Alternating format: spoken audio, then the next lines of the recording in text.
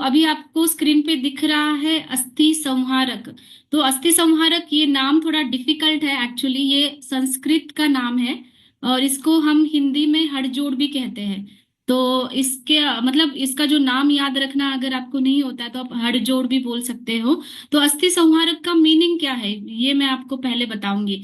तो इसका मीनिंग संस्कृत में ये बताया है कि अस्थि भग्नम रोगम संहारयति, मतलब अस्थि भग्न ये जो रोग है उसका संहार करने वाला अस्थि संहारक होता है। इसलिए इसका नाम ये है संस्कृत में।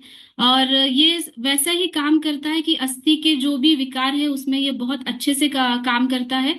जैसे हिंदी में हड़जोड़ कहते हैं, और अस्थि संहारक एक जो वनस्पति अभी आपको दिख रहा है वो जनरली बहुत सारे लोग खाने में इस्तेमाल करते हैं। साउथ साइड में भी वो करीज में वो डालते हैं, उसके जो शूट्स होते हैं, या फिर आपको अभी दिख रहा होगा एक वनस्पति वहां पे। तो ये खाने में भी इस्तेमाल होता है, लेकिन हमारे पास वो वनस्पति अवेलेबल नहीं है, इसलिए हमें एक अलग अलग फॉर्म में उसको लेना पड़ता है। जैसे हमारे पास अभी पाउडर फॉर्म में है। जैसे इसको हड़जोड़ कहा गया है, नाम में ही आता है, ये बोन जॉइनर है, बोन्स की हीलिंग करने वाला है। और ये आयुर्वेद में बहुत से सालों से ये यूज करते आ रहे हैं। जैसे कि सुश्रुत संहिता में भी अस्थि भग्न का वर्णन आया, मतलब फ्रैक्चर्स फ्रैक्चर्स की चिकित्सा में इसका वर्णन आया है।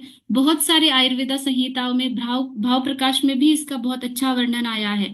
तो इसका जो लैटिन नेम है वो सिसिस क्वाड्रेंगुलारिस है, वो जो दिखता है वो उसकी वजह से इसका नाम ऐसा हुआ है। तो ये जीएमपी सर्टिफाइड स्टैंडर्ड से बना हुआ हमारा अस्थि संहारक पाउडर है। स्पेशली ये बोन्स को हमारे स्ट्रांग बनाता है, उसके नाम में भी है अस्थि संहारक।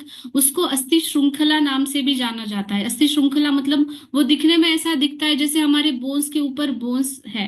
जैसे हमारा स्पाइन है, स्पाइन के जो वर्टिब्राज है जैसे दिखते हैं वैसे वो दिखता है। तो इसलिए अस्थि श्रृंखला कहा गया है, इसको वज्रवल्ली कहा गया है, क्योंकि हमारे बोन्स को ये वज्र की तरह ताकत देता है, इसीलिए उसको वज्रवल्ली कहा गया है। ये जॉइंट्स की जो फ्लेक्सिबिलिटी है वो बढ़ाता है, क्योंकि आजकल हम देख रहे हैं कि ऑस्टियोपोरोसिस के जो पहले के लक्षण हैं, जैसे कि हड्डियों में दर्द होना बहुत जल्दी शुरू हुआ है। लगभग ये पहले जो होता था 50s के बाद या 45 के बाद ऐसा दिखाई देता है, लेकिन ये 20s या 30s में ही बहुत सारे लोग बोलते हैं कि स्पेशली नी जॉइंट में, क्योंकि घुटना जो है हमारा पूरा वेट बियरिंग जॉइंट है, पूरा शरीर का वजन उस पे आता है। तो इसीलिए पहले जो डिजनरेशन शुरू होता है घुटने से शुरू होता है, दर्द वहीं पे शुरू होता है। फिर बहुत जो फ्लेक्सिबल रहता है हमारा जॉइंट वो है लोअर बैक जो होता है। तो लोअर बैक में भी जो अभी आपको दिखाई देता है कि बहुत सारे लोगों में कभी कभी गैप हो जाता है लोअर स्पाइन में, या फिर सर्वाइकल स्पाइन का भी तकलीफ होती है बहुत सारे लोगों में।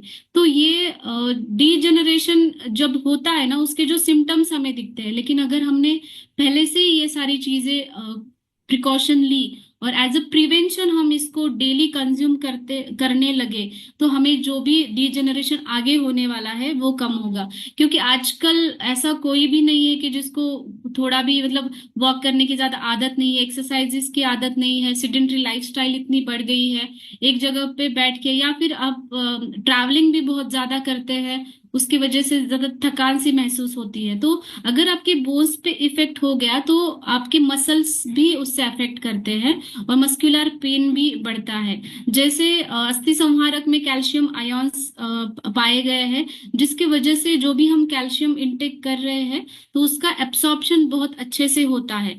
और जिनके भी बोन्स जो पोरस हो गए, मतलब खोखले हो गए हैं, जिसको ऑस्टियोपोरोसिस नाम से जाना जाता है, उनको भी वो जो डीजेनरेशन है वो पोरोसिटी है कम करने में अस्थि श्रृंखला बहुत मदद करता है।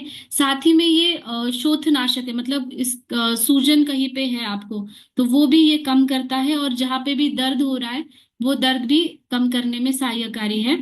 तो ये अस्थि के बारे में तो इसके नाम में ही आता है, लेकिन अस्थि के अलावा भी ये बहुत सारे चीजों में पाया, आयुर्वेद में इसके बेनिफिट्स बताए गए हैं। जैसे कि ये हमारा बॉडी फैट रेगुलेट करने में भी बहुत अच्छा इस्तेमाल करते हैं, क्योंकि ये दीपन पाचन है। दीपन पाचन मतलब जो आप खा रहे हो उसका डाइजेशन अच्छे से करने वाला साथ ही में ये वर्म्स में भी बहुत अच्छा काम आता है, जो कृमि जो बोलते हैं छोटे बच्चों में होते हैं, उसमें भी ये बहुत अच्छे से काम करता है।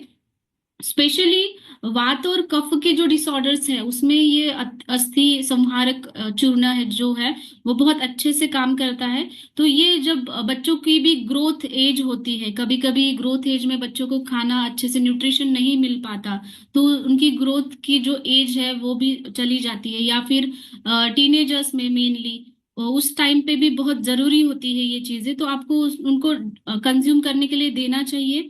इसका जो डोज है वो 3 to 6 ग्राम्स पाउडर है। अगर आप टीस्पून में कहे तो 1/2 to 1 टीस्पून आप इसको दे सकते हैं।